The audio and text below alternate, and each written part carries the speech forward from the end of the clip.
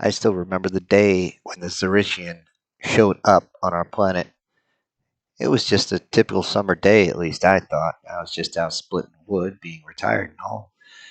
So, finding out that suddenly we were no longer alone in the universe sure got everybody's attention. Cell phones back then just went crazy, telling us, hey, this is what's going on. You might want to turn on the TV and watch. In actuality, we almost broke our own telecommunication system with so many people logging on to watch things live. The Zerithians, though we thought our first contact would be more, shall we say, violent, came down, parked their four ships, and simply waited for an envoy to come talk to them. This was surprising, although the look of them scared the living shit out of us. Some sort of lizard arthropod thing going on here. Four legs, four arms, but more lizard than insectoid, I guess you could say. Regardless of the way they looked, they immediately started friendly relations, and we were more than happy to do so. However, it wasn't very long until the Zerichians started believing that humanity was too inferior and that they had nothing to offer. However, we were more than willing to look into any technology they were willing to share.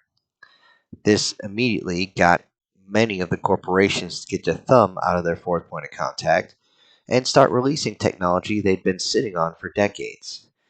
This did not impress the Zerithians as they already had limited teleportation technology. They had FTL travel. They were able to build ships large enough to travel to Jupiter and back in a matter of days. And I mean, they could build them in a couple of days, as their fabricators worked that well.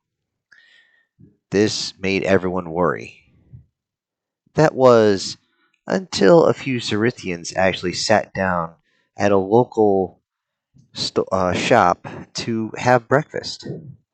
Now, normally Zerithians don't partake in human food, but they decided, why not? As we say here on this planet, when in Rome.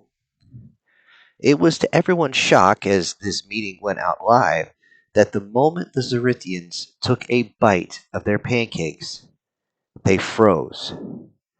Everyone worried. They thought these new aliens had a stroke or something. They're like, "Are you okay?" Everyone almost shook them. They're like, and then the Zerithians simply spoke without moving their eyes. What is this? We had to explain what the pastry was, confection, or whatever you want to call it. And honestly, they were not impressed with the pancake itself. What was surprising was the fact that the maple syrup was real maple syrup, not that fake junk you buy in the store, and it had a extremely pleasurable, almost euphoric effect on the aliens.